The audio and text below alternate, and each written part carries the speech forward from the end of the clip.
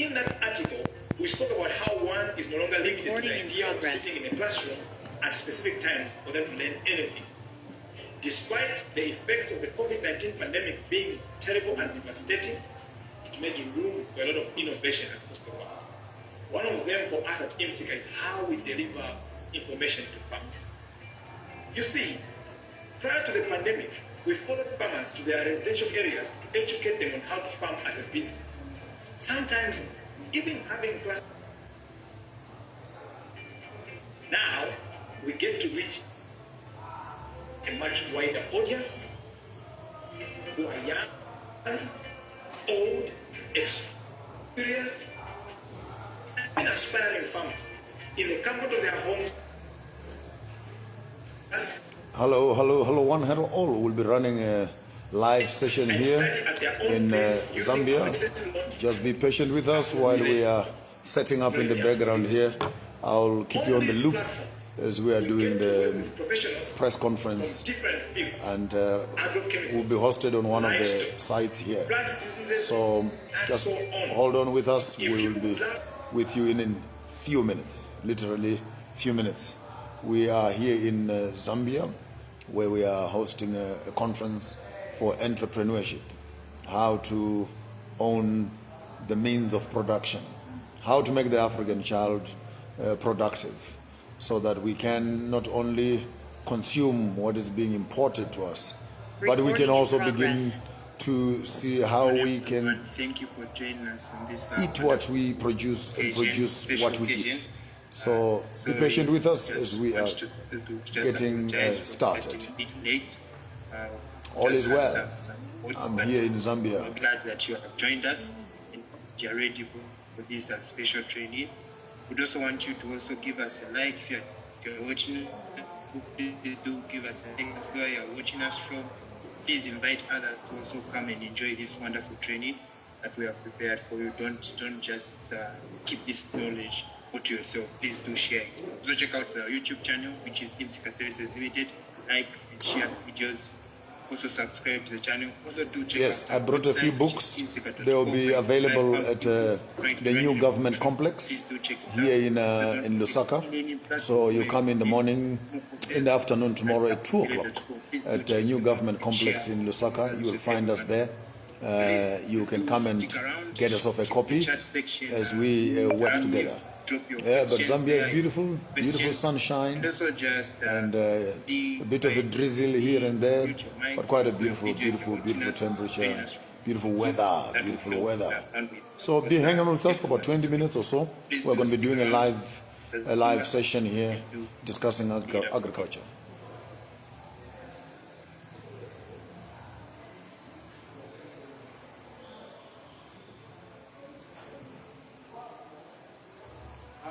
Hi Emmanuel, am I able to on the video? Failing to switch on the video, but still, I think we can proceed. I want to welcome our special guest today, Zambia, and he's traveled from South Africa to this place. And those watching us via Zoom, we welcome you. Those in the Facebook, please invite as many people as you can, so that we can learn on how to own our own means of production. Our topic is very familiar, creating a continental food basket. It's not something that you only look at eating today at your plate only, but you have to be considerate of your neighbor, extend it the whole community, the country, region, and then the whole Africa. This is the Zunga Simbalanga, and you are following. And also through IMSICA. You can also follow through on the Joshua Maponga's page. It is equally live. That is Dr. Joshua Maponga.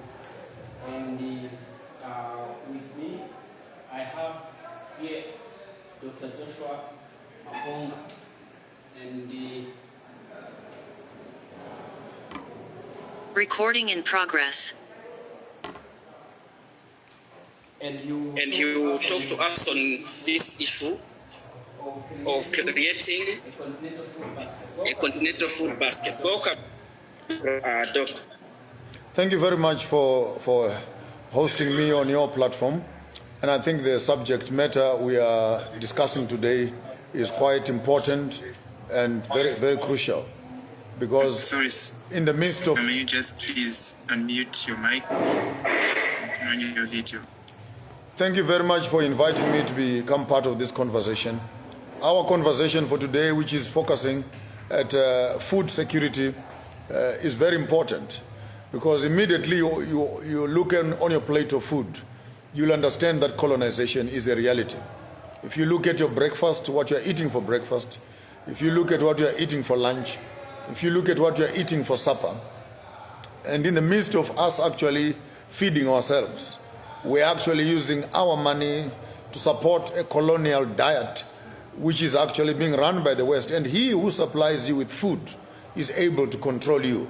So if we're supposed to start discussing and having a conversation around food security, we're beginning to say, let the African plant produce that which he is consuming. That is across the whole line, whether it be food, whether it be medicine, whether it be fashion, whether it be education, whether it be religion. We need to start consuming what we are producing, because the health of the nation determines the strength of that nation. And creating a food basket out of Africa, the first people who must benefit from this food basket are us as Africans. And we can only begin to share food with our neighbors when our own children have eaten. It is a shame of the highest order when we recognize that we have been feeding dogs while our children are starving and they are hungry. Any responsible father, before you feed your neighbors, before you feed the dogs that are next door, you want to make sure that your own children have had enough food. And because Africa has the perfect weather, we have enough water, we have enough of our indigenous crops, some of which have been pushed away because of the GMO, genetically modified foods. If Africa must begin to have its own food production, it's not only in terms of mass production, we also need to start considering our indigenous seeds, which are healthy, so that we can create a healthy nation and protect the future, which belongs to us and our children. Thank you so much. Maybe I take you a bit behind. Discuss with us the players in the production of the food that we are talking about. Who are the major players? Firstly, you have those that are producing the seeds, who are the main players in the food industry. We cannot talk seeds, we cannot even talk food if we don't talk land. Maybe let me start right there. That land becomes one of the critical estates which the African must have in their hands. And immediately you begin to talk about land, you are either called an extremist, you are called segregative, you are called barbaric, and many other names and titles that we have received when we address land. But the first key issue we need to discuss, it is the issue of land.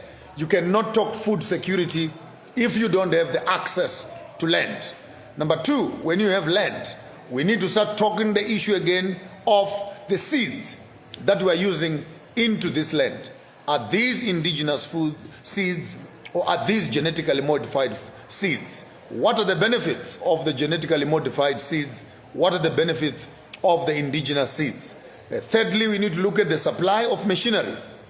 Are we going to be using Western machineries to do the planting? Are we going to be using indigenous methods of planting?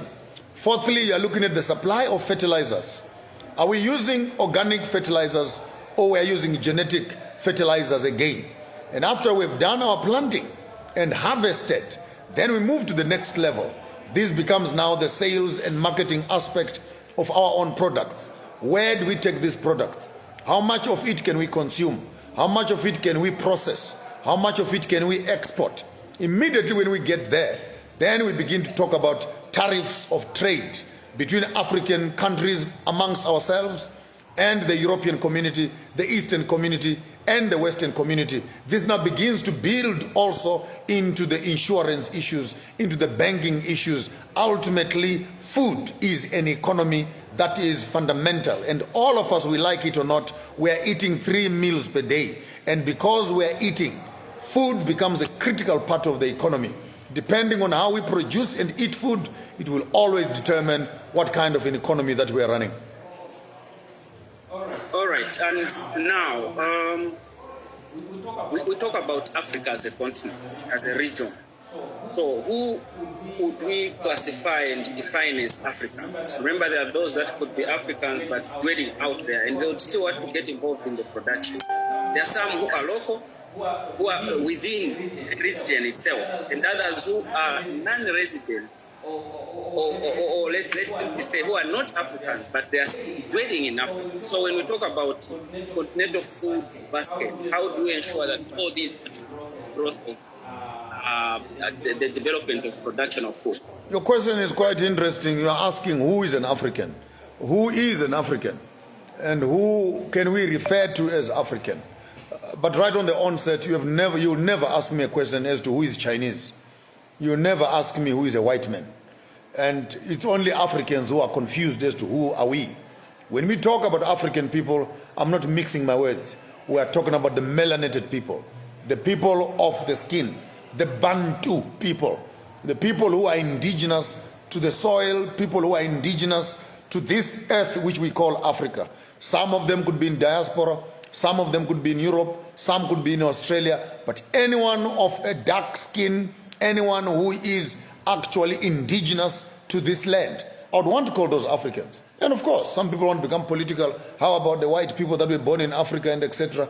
I have not time for such cheap politics. You can spend all the years that you want in Europe, you never be called a European. So let's not waste our time by getting ourselves confused as to our identity. When we talk about who is an African, we want also to use preferential procurement and say Africa belongs to Africans, as Europe belongs to Europeans, and as Australia belongs to the Australians, and as America belongs to the Americans, and the British and the Britain also belong to the British. And for that simple reason, we cannot apologize as to who are we as Africans, how do we classify ourselves as Africans. Africa is the land belonging to Africans, and all to its land and its food that is found within the same continent. Thank you. And now, talking about Africa as you have described it, and Africans as you have alluded to them, there are regions within the same Africa. We have Zambia, which has also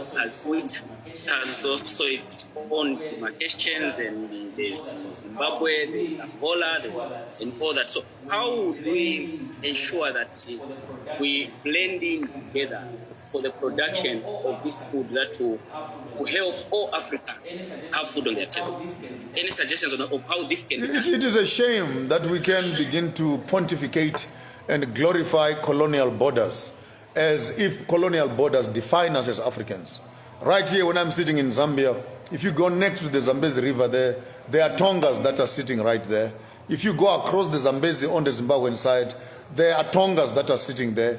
If you go to the eastern borders, there are Shanganis that are staying there. If you go to the Mozambican side, there are Shanganis that are there. You go to the Zimbabwean side, there are Shanganis that are there. You go to Malawi, there are Shanganis that are there. The Sutu tribes, the Lozi tribes, the Kikuyu tribes, the Hutu, they're all regional wars that we are fighting as Africans are actually a result, some of them, of the borders that were created by colonialism. Therefore, we cannot begin to define ourselves as Zambians, as Zimbabweans, as South Africans, and as Kenyans. We need to start defining ourselves as great Africans, from Zambezi to Limpopo, from Cape to Cairo, from Madagascar to Angola. And this is the Africa that we want to build, that will have one currency, that will have one political system, that will have one banking system, our own banking system. How can America be having 52 states being run by one white man, and Africa has 54 states and has 54 presidents, and all of them are struggling to run the country together? Why will not Africa unite together and create an economic hub? We can remain with our presidents as governors in various areas of the African space, but it's high time we now need to start talking about removing and destroying colonial borders, because based on these colonial borders, that's where you have the Anglo-Saxons, that's where you have the Francophones, that's where you have the Laxons, Germany, France, Britain and Portugal divided Africa on a table like they're cutting a cake to themselves. And here we are, in the words of Julius Nyerere, in the words of Nkwame Nkrumah, in the words of Patrice Lumumba and other stalwarts who have been Pan-Africanists who have gone way ahead of us. They have always been talking about uniting Africa. Our weakest link are our presidents. Our weakest link are our political parties. Our weakest link are our small little regional politics, which divides Africa along the same lines of the colonial borders.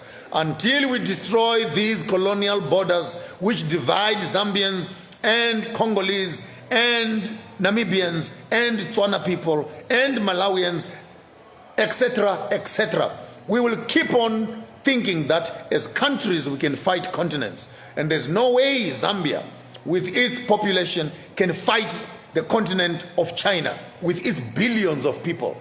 You will always tend to be abused. For that reason, we need Africa to stand as a unit. Our 2.5, 2.8 billion people standing together, we can begin to compete with our human resource, we can compete with our mineral resource, we can compete with our water resource, we can compete with our food resource, we can compete with all other aspects of the economy. Because if you put Africa together as a unified continent, which makes it one country, we can pound for pound have an African currency which can challenge the euro currency, which can challenge the American currency, which can challenge the Chinese currency. And our weakness has always been our division. And until we begin to speak unity, we'll constantly be fragmented by colonial masters who are abusing us as small little separate countries, and our economies can never challenge the continents. You bring out quite an interesting issue of One Africa. In clear terms, is it what you are advocating that we should have a united Africa, as in one Africa? And if that be the case, how do you see it tenable? We already have models. I don't know why Africans become too intelligent for unity.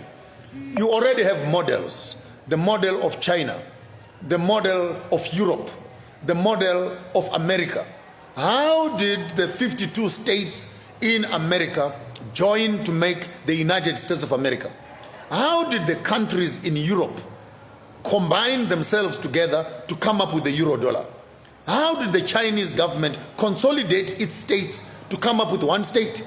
But always, as always, Africans will always be trying to look into how do we? Unity is not difficult. Unity simply means Africa comes together. When they meet at the Africa Union, appoint for us one leader, appoint for us one economy, appoint for us one system that drives through the entire African continent. This is what the Pan-African movements were all about. And this is the reason why Africa Union was formed in the first place. And it's an agenda that political leaders in Africa don't want to discuss, and they don't want to talk about it openly. But yet the solutions of the African problem are found in a united Africa, not in a small little regional, national, small little neo-colonial political border kind of politics. Maybe it's a little drift from the political scenario. Would you say that also religion could have contributed to our slowness in handling things? One of the biggest demons that we are struggling with is the demon of religion. Because when colonialists divided the continent, religion was next on the line. Then others are Muslims, others are Christians. And now you understand, when you get to Nigeria, for example, the war that is being fought in Nigeria, it's a simple war between Christians and Muslims. We're now dealing with ISIS in Mozambique. We are dealing with the religious war, the politics of religion. I want to say it like that, the politics of religion. Because immediately people accept one religion, they think that they are better than the other religion. And this very religion, whether it is Christianity or it is Islam, has become our weakest link, because Islamic governments find it difficult to do business with Christian governments and vis-a-vis. And all of them are in a crusade trying to make everyone Christian or trying to make everyone Muslim. And in such a way, it has created and divided families, it has divided countries, and religion divides us, spirituality unites us. Now, let me ask a direct question. I get your position. If we removed religion from the formula of getting to a it's not a one solution. It's not a one solution. There are more than 7 segments of African conversation we need to have, and we're going to have a more in-depth conversation tomorrow at the conference. But we need to start talking about our ideology of unifying our governance. We need to start talking about unifying our businesses. We need to start talking about unifying our education and rewriting our curriculums. We cannot be in this day and age be asking how many legs does a grasshopper have, and that comes in your examination. We need to unify our entertainment and sports. We also need to unify and find a common zone where we can celebrate our diversities of cultures. So it's not only and ultimately we need to unify what we might want to call our African spirituality without undermining our diversity of African cultures, but we need to have that in the armpit of our governance systems. Right now, our governments get into power and raise your hand here. Do you believe? Oh, help me, God. Oh, inshallah, I so help me, Allah. How can you on the African continent be asking my moral compass to be controlled by the religion which is foreign to the land? As such, we need to start having an honest conversation. Are these religious systems working to benefit the Africans, or these have also become prisons of the mind, which control the African? And immediately you hear someone is from an opposite religion than yourself. Even if they are African, you already want to alienate yourself from them. Religion constantly divides us. As such, religion is not the only thing we must remove, particularly colonial religion, colonial Christianity, colonial Islam must not have space on African function. The African must be free to practice what they want to practice because they are African. How come the Muslims in the Middle East, they do as they please? The Chinese in China, they do as they please. The Americans and the Europeans, they do as they please. But when they come to the African continent, they want to tell us how to behave, as if we've ever walked up to Luxon and walked up to Brussels and walked up to California and tell them how to behave. This is the arrogance that gets me quite worked out, because our governments will constantly be bowing and kneeling in front of the colonizers who don't care about the Africans at all, but they care about their own business interests that are invested in the country. We need to start having an honest political, academic, entertainment, religious, business conversation that addresses Africans as owners of their own destinies, as owners of their own resources, and they should need to champion their own future, of which they are part of. Comment on the participation of youths and women. I think of late there's been a talk, mostly when the head of states move somewhere, to be talking about women's participation, youth participation. How do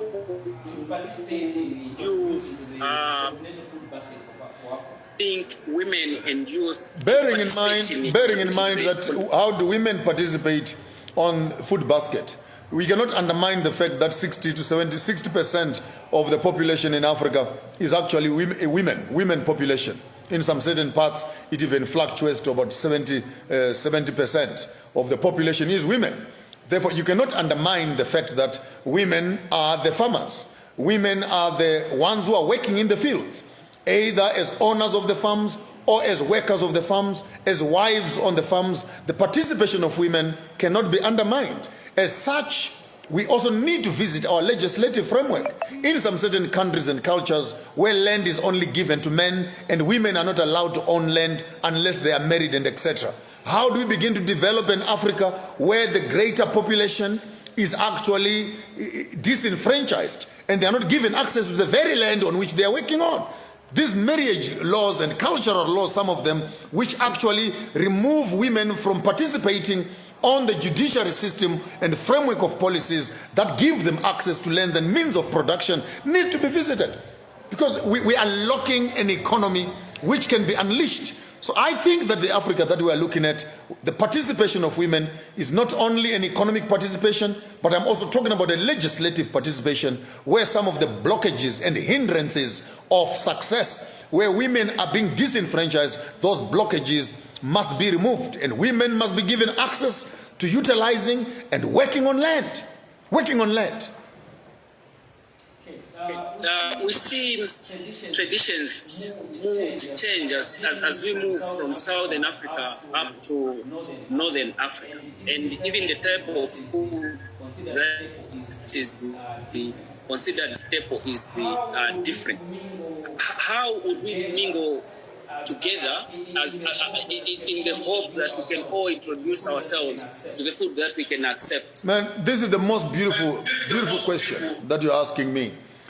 Our diversity in terms of food speaks not only to our health, but also speaks to our tourism.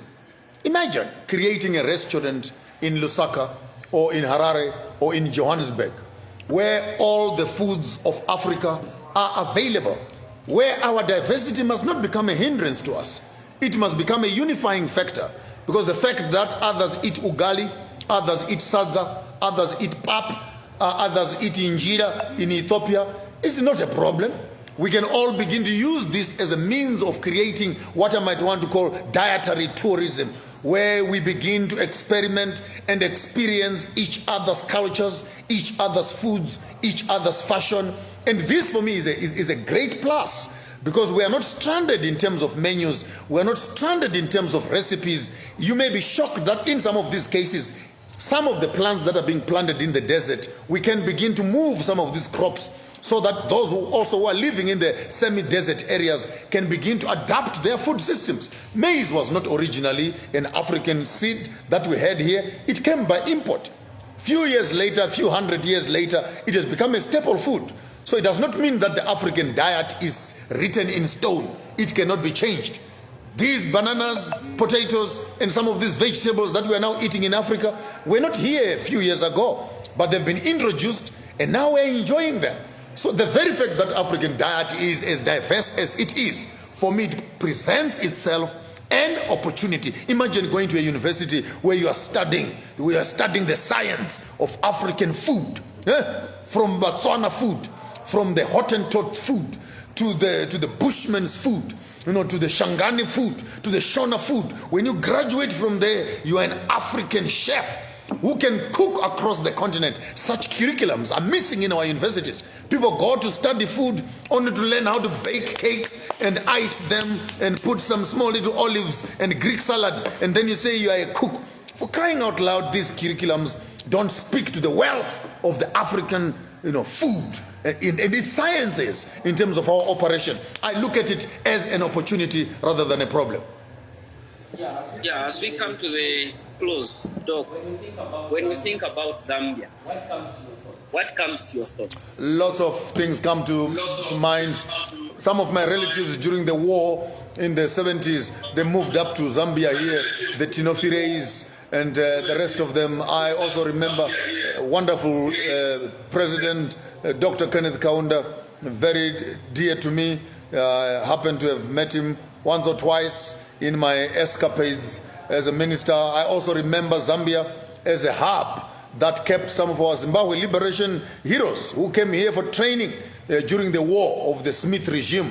And some of my cousins who came here to the military bases when we were fighting the colonizers. When I think of Zambia, I think of a selfless country that worked hard, that spent its resources. South Africa cannot say anything. Shut up. Zambia was your base. Zimbabwe cannot say anything. Shut up. Zambia was your base. So can Mozambique also remember that Zambia had been a base through the leadership of the Honorable Kenneth Kaunda. We saw the resources, the taxpayers' money in Zambia being utilized and used fully for the liberation of the Southern Hemisphere. For that reason, I say, long live Zambia, long live Zambia. One Zambia, one nation. May the Lord bless this beautiful country of Zambia. Thank you. You can tell us now why you are actually in this beautiful country that you have followed. We are here to be running a conference tomorrow at the new government complex in Lusaka here. If you are within the greater Principate of Lusaka, please come and join with us there. We're discussing entrepreneurship. How can Africans own their own economy so that we eat what we produce and produce what we eat? Don't do what I will do. If you do it better. Until we see you again, Farmers of Thought, Maponga J. Thank you so much. Thank you so much.